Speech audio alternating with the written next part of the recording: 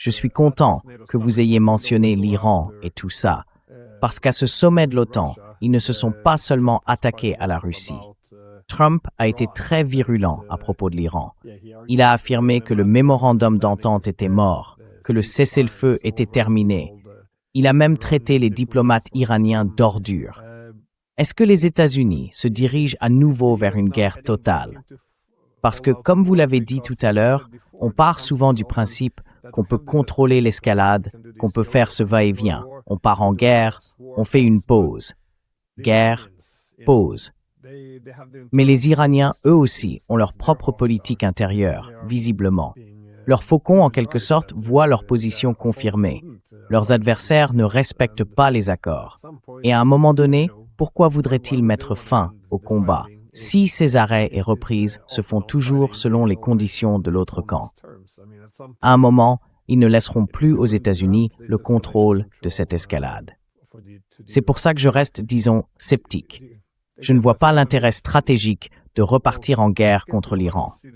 Pas comme ça, en tout cas.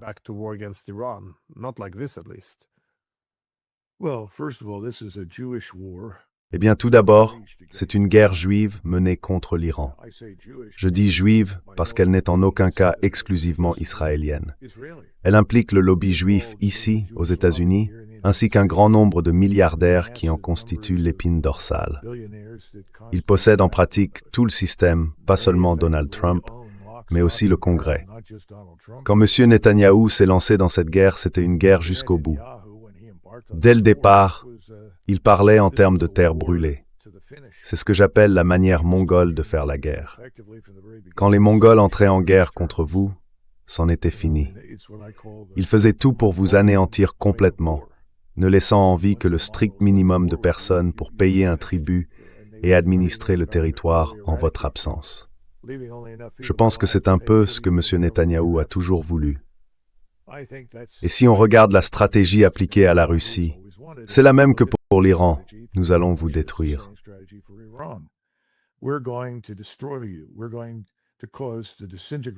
Nous allons provoquer la désintégration de votre État et de votre société. Vous serez divisés, fragmentés, et c'est nous qui déciderons au final qui gouvernera. Voilà le programme de Netanyahou, pas seulement pour l'Iran, mais pour tout le Moyen-Orient. Et vous avez deux choix, vous soumettre ou tomber. C'était toujours la réponse mongole, rejoignez-nous ou mourrez, soumettez-vous ou soyez détruits. Nous agissons au nom d'Israël. M. Trump agit au nom de M. Netanyahou et de ceux qui l'ont mis au pouvoir. C'est là qu'il en est. Les gens me demandent souvent, « Mais qu'est-ce qui se passe, Doug? Pourquoi ferait-il ça? » Tout ce que je peux dire, c'est que je pense que cet homme est sous pression. Je ne sais pas de quelle nature, mais ce n'est pas quelque chose pour lequel je me souviens qu'il ait montré beaucoup d'intérêt. Au contraire, je me rappelle qu'il était plutôt réticent à s'impliquer dans tout ce qui concernait le Moyen-Orient. Donc, ce n'est pas seulement un changement énorme sur le plan personnel.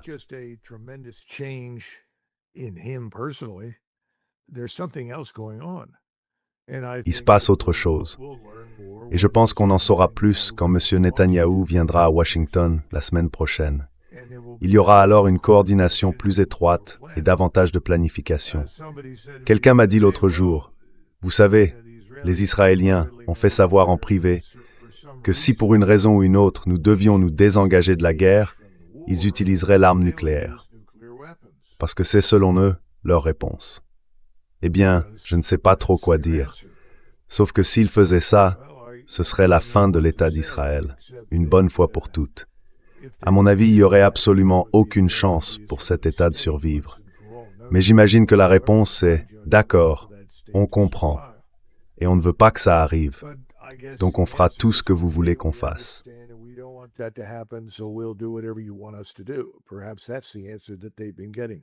C'est peut-être la réponse qu'ils obtiennent depuis le début. En tout cas, on a bien l'impression qu'ils obtiennent tout ce qu'ils veulent. Ils ont accès à tout, y compris aux renseignements, et maintenant de plus en plus à l'ensemble de notre potentiel militaire. Et personne au Congrès ne semble vouloir s'y opposer. En fait, la plupart sont impatients de tout leur céder.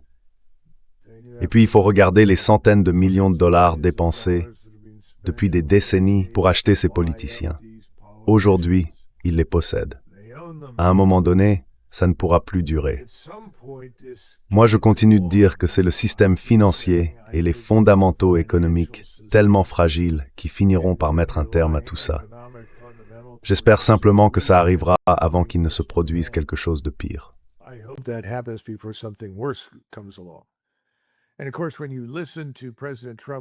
Et bien sûr, quand on écoute le président Trump et qu'on sait à quel point il peut changer d'avis du jour au lendemain, je m'inquiète qu'il fasse soudain volte-face dans le mauvais sens et qu'il dise, eh bien, utilisons une arme nucléaire. Il a répété à plusieurs reprises qu'il ne le ferait pas, qu'il trouve ça insensé. Il l'a dit publiquement et encore récemment ces derniers mois. Mais on l'a déjà vu dire beaucoup de choses, puis se retourner complètement, faire un virage à 180 degrés, non? Et c'est exactement ce qu'il vient de faire à propos du protocole d'accord. Mais, pour être juste, ce protocole n'a jamais été acceptable pour nous, parce qu'il signifiait qu'on abandonnait notre hégémonie. Et ça, on ne veut pas le faire. Et on ne va pas non plus faire pression sur les Israéliens pour qu'ils fassent quoi que ce soit, parce qu'au fond, ce sont eux qui semblent avoir le contrôle sur nous. Franchement, je vois pas comment on peut l'interpréter autrement.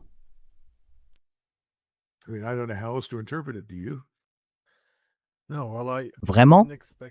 Non, je ne m'attendais pas à ce que les États-Unis appliquent le protocole d'accord. Je veux dire, toute cette idée de verser autant d'argent en réparation, de débloquer les avoirs, de lever toutes les sanctions, ce n'était pas envisageable. Je pense même que c'était impossible à faire. Mais je pensais que les États-Unis allaient plutôt faire traîner les Iraniens, essayer de renégocier, dire quelque chose comme « on ne peut pas payer de réparation à cause du Congrès », juste pour rouvrir le détroit d'Ormuz et mettre fin à tout ça dans des conditions plus favorables.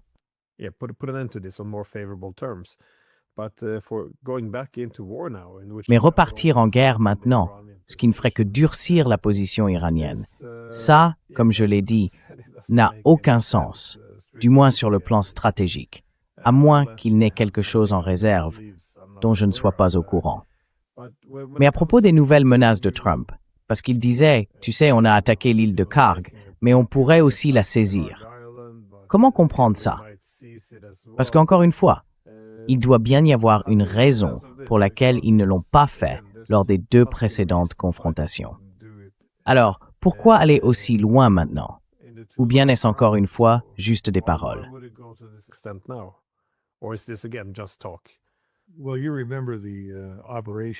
Tu te souviens de l'opération à Ispahan, celle où on a essayé d'envoyer des forces spéciales avec un appui aérien important et l'expertise de la CIA, entre autres. L'idée, c'était qu'elle se trouvait à portée de plutonium qui pouvait, je suppose, être récupéré puis exfiltré du pays. Mais tout ça s'est terminé en désastre. L'affaire a été couverte, ou disons dissimulée, par cette histoire d'un officier soi-disant abattu qu'il fallait aller récupérer. C'était en fait une couverture. Et ce qu'on a découvert, c'est que dans une région d'Iran où on pensait qu'il serait vulnérable, il ne l'était pas du tout. Alors, une fois de plus, la question s'est posée, est-ce qu'on a sous-estimé le régime?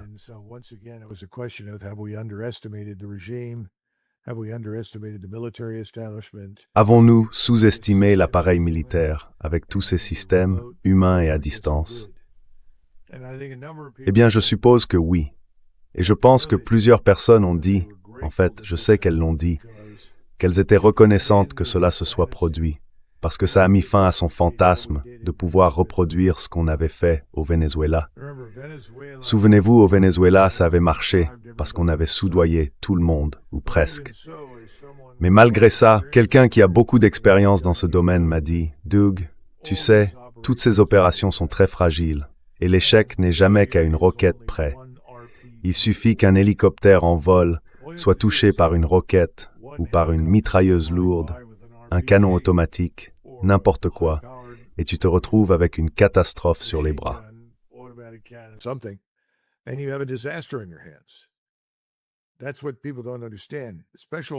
C'est ça que les gens ne comprennent pas. Les forces spéciales échouent, elles aussi. Elles ont des capacités remarquables, mais aussi des limites extraordinaires.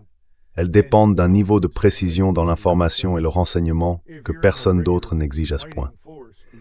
Quand on est dans une unité de combat classique, avant d'exécuter une mission, on ne dit pas « Désolé, je ne peux pas faire cette mission parce que je n'ai pas toutes les infos, il y a trop de risques, on va sûrement se faire tuer parce qu'il y a trop d'ennemis, et ainsi de suite. » Ça n'existe pas. On reçoit la mission, on y va, point final. Mais les forces spéciales, elles, connaissent très bien leurs propres limites. Surtout d'après mon expérience avec les unités spéciales de l'armée. Ce sont des gens très réalistes.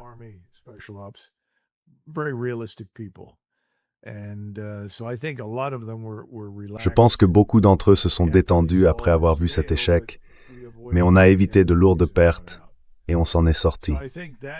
Donc, je crois que ça a été interprété comme « Vous voulez qu'on aille sur une île? C'est très risqué. On pourrait sans doute y arriver, mais je ne sais pas si on y arriverait sans perte. Et même si on y arrive, qu'est-ce qu'on fait ensuite? On est sur l'île. Est-ce qu'on creuse d'énormes trous pour s'y cacher en attendant qu'on vienne nous sauver? Ou est-ce qu'on devient juste une cible vivante pour chaque missile balistique et chaque système sans pilote dans le coin? Il y a aussi des gens qui ont parlé de Chabahar, de la prise de ce port, parce qu'il est en dehors du Golfe. L'idée, c'est que si on en prenait le contrôle, ça donnerait un levier sur l'Iran. Mais je n'ai pas encore bien compris quel serait ce levier, stratégiquement parlant. À mon avis, ils adoptent probablement un rapport n'a pas été de use.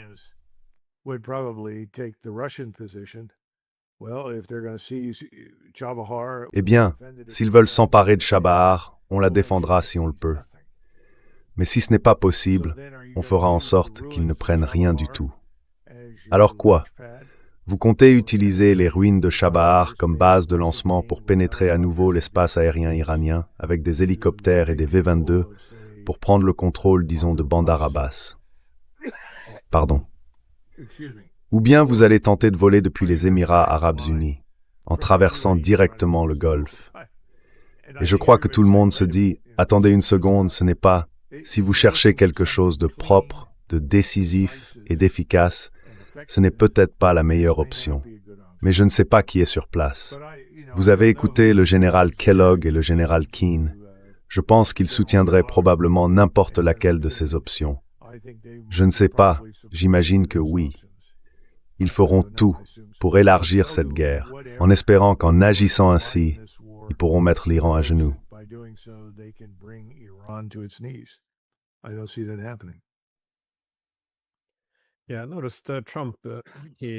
Oui, j'ai remarqué que Trump a retiré la Syrie de cette liste des États soutenant le terrorisme.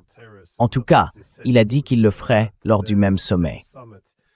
Donc oui, je ne sais pas si c'est censé élargir la guerre, mais je voulais revenir sur quelque chose que vous avez dit tout à l'heure. Vous disiez que les Israéliens considèrent désormais la Turquie comme une menace grandissante. Qu'est-ce qu'il y a dans la relation entre la Turquie et Israël qui ne rend pas la guerre inévitable, mais qui les met quand même sur la voie d'un conflit plus important?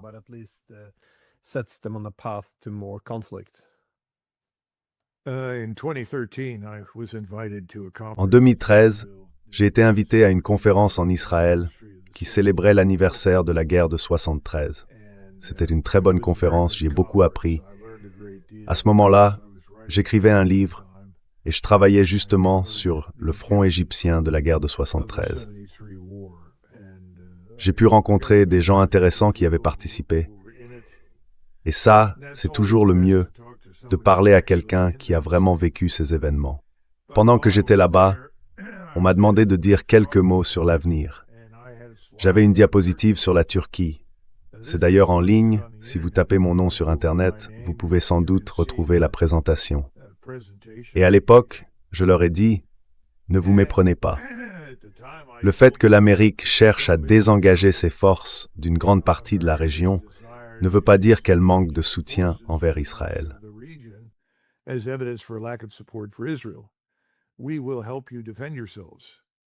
Nous allons vous aider à vous défendre, absolument. Le problème, c'est que tout le monde a fini par comprendre qu'en réalité, on ne les aide pas à se défendre. On les aide à éliminer tous ceux qu'ils n'aiment pas. Et ça, c'est très différent de la défense. J'ai d'ailleurs montré une diapositive sur la Turquie, en précisant que désormais il faut dire « Turquie », comme il le souhaite. Le pays a connu, au fil du temps, une évolution profonde mais régulière, qui l'a éloigné du modèle d'Atatürk, un modèle fondamentalement laïque et tourné vers l'Europe, du moins en matière de modernisation. Cette époque est révolue. Les Turcs ont redécouvert leurs racines, et leurs racines ne sont pas en Europe.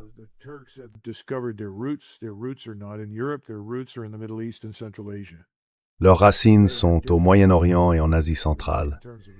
Ils diffèrent par la religion, la culture, la langue et l'origine.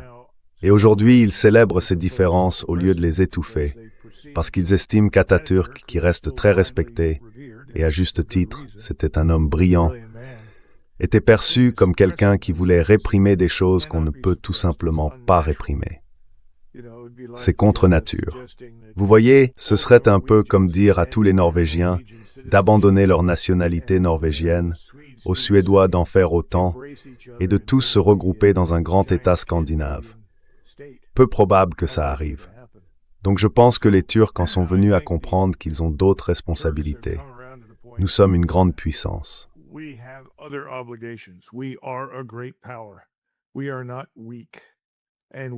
Nous ne sommes pas faibles. Et nous devrions avoir davantage notre mot à dire sur ce qui se passe dans cette région. D'ailleurs, depuis très longtemps, et j'en ai parlé avec des officiers turcs, ils me disent « Mais qu'est-ce que vous faites encore en Turquie? Vous n'avez plus besoin d'être ici. Vous n'avez plus besoin d'armes nucléaires ici. Nous n'avons pas de mauvaises relations avec les Russes. Nous ne voulons pas en avoir. » Je pense qu'il y a une idée selon laquelle la région peut se passer de nous. Et franchement, ils regardent du côté des pays islamiques sunnites en se disant qu'ils devraient avoir de meilleures relations avec eux et qu'ils devraient être prêts à les aider et à les soutenir à l'avenir.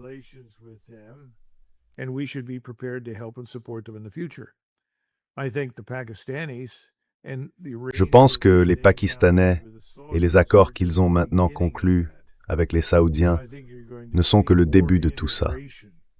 À mon avis, on va voir de plus en plus d'intégration et de coopération militaire, avec pour objectif de défendre le monde islamique contre les puissances extérieures, pas seulement les Israéliens, mais tous ceux qui voudraient venir et imposer leur domination. Et c'est pour ça que dans ce mémo en 14 points, il est écrit « Plus de bases américaines dans le golfe Persique. Il est temps de partir. Vous avez fini ici. » Et ils insistent là-dessus. Moi, je fais partie de ceux qui sont d'accord avec eux. Je pense qu'on devrait partir. Mais une grande partie de ce que nous avons et de ce que nous faisons, comme on en a déjà parlé, Glenn, est hypothéqué à notre vanité.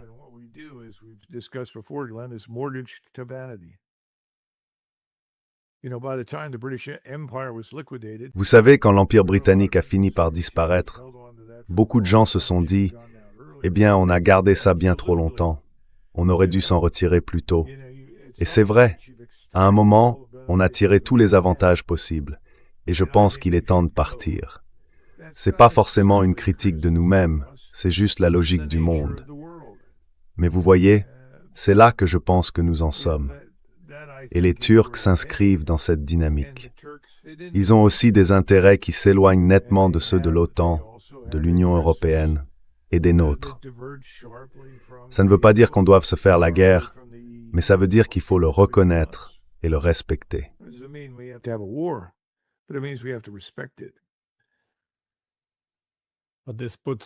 Mais pourquoi la Turquie serait-elle une source de préoccupation plus importante, disons, que l'Arabie saoudite pour les Israéliens? Les Saoudiens ne peuvent conquérir personne. D'accord. Les Turcs, eux, le peuvent. Et les Turcs peuvent mettre 1 million d'hommes sur le terrain en 30 jours. Ils ont des armes modernes. Ils ont leur propre base industrielle. Ils peuvent fabriquer leurs propres armes et leur propre matériel. Et souvenez-vous, vous avez entendu Erdogan le dire publiquement. Il agite le doigt. Ne nous fais pas la leçon, Netanyahou. Ne nous dis pas ce que tu as. On sait ce que tu as et on n'a pas peur. De quoi parle-t-il? Des armes nucléaires.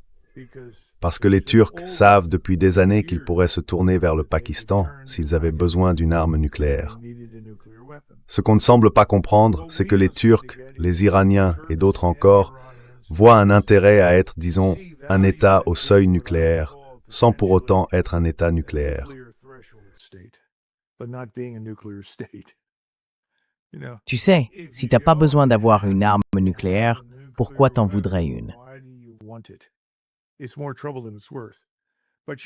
C'est plus d'ennui que ça n'en vaut la peine. Mais il faut être dans une position où, si on en a besoin, on peut devenir un État du seuil.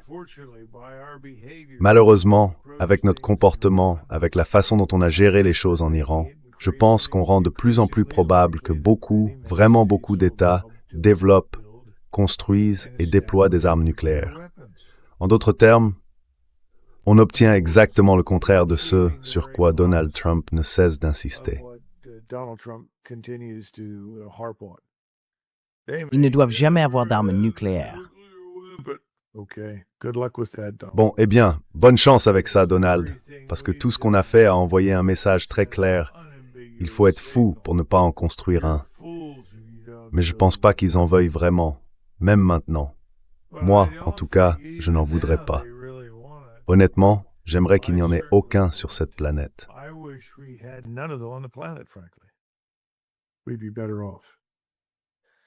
On s'en porterait mieux. Oui, je pense que c'est devenu, ou que ça va devenir, le nouveau moyen de dissuasion nucléaire.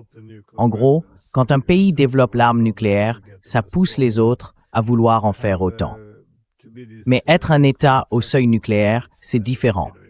Par exemple, si Israël attaquait l'Iran avec une arme nucléaire, les Israéliens savent très bien que les Iraniens pourraient en fabriquer quelques-unes d'ici la fin de la semaine. Je pense que ça, en soi, suffirait. C'est une sorte de voie intermédiaire, avoir la dissuasion sans la prolifération.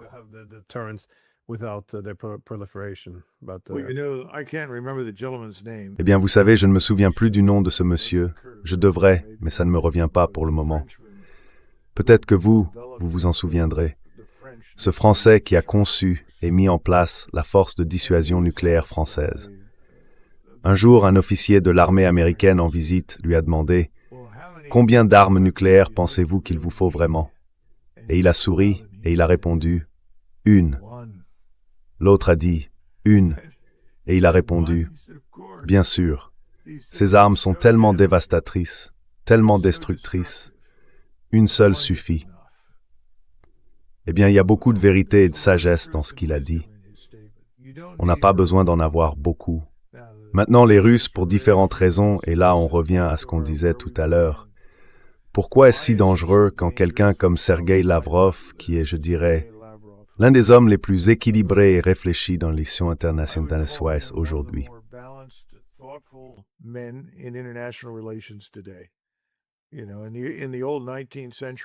Vous savez, au XIXe siècle, on l'aurait considéré comme une sorte de doyen du corps diplomatique. On l'aurait vu un peu comme on voyait Bismarck à une époque, ou Gortchakov, enfin, j'essaye de me souvenir de son nom. Ah zut, je n'arrive plus à le retrouver. C'était un Allemand, Nesselrode, qui représentait aussi le tsar. Et avant eux, il y en avait beaucoup d'autres. Mais ce qu'il faut retenir, c'est que ces gens-là étaient de vrais professionnels. Ils avaient passé des années, parfois des décennies, dans ces milieux. Et quand ils prenaient la parole, tout le monde écoutait. Que ce soit pour une médiation ou autre chose, leur réputation d'intégrité, de précision et de sérieux faisait autorité. C'étaient des hommes instruits. Alors quand je l'entends parler, normalement, tout le monde devrait tendre l'oreille. Mais non. Parce que tout ce que je viens d'évoquer n'a plus vraiment de valeur à Washington. Si c'était encore le cas, la plupart de ceux qui sont assis là-bas n'auraient même pas de poste.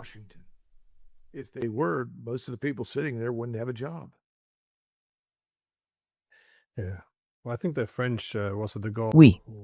Eh bien, je crois que c'était de Gaulle, le Français, qui avait dit qu'une arme nucléaire n'a besoin que d'imposer des dégâts inacceptables. C'est un peu comme la stratégie suisse pendant la Seconde Guerre mondiale. Ils n'avaient pas besoin d'une dissuasion par déni. Tout ce qu'ils devaient faire, c'était s'assurer que ce serait trop coûteux, trop douloureux pour les Allemands d'envahir la Suisse. Donc, ça fixe un peu les limites du nombre d'armes nucléaires dont on a vraiment besoin, je suppose.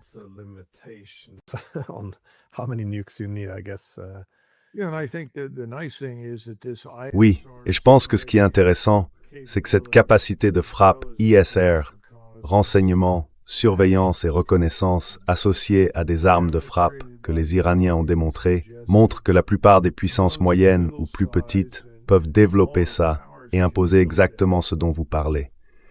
Le coût devient soudainement tellement élevé qu'on se dit « laissons tomber, ce n'est pas la bonne voie, parlons-en ».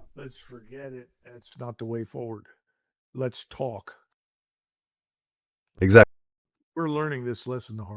On apprend cette leçon à la dure. Cela dit, c'est justement ça qui, historiquement, a été la source de la paix. Quand les armes favorisent la défense plutôt que l'attaque, on a en général une période de stabilité. En tout cas, merci beaucoup d'avoir pris le temps de partager votre point de vue. Merci encore. Bien sûr, Geir Glenn.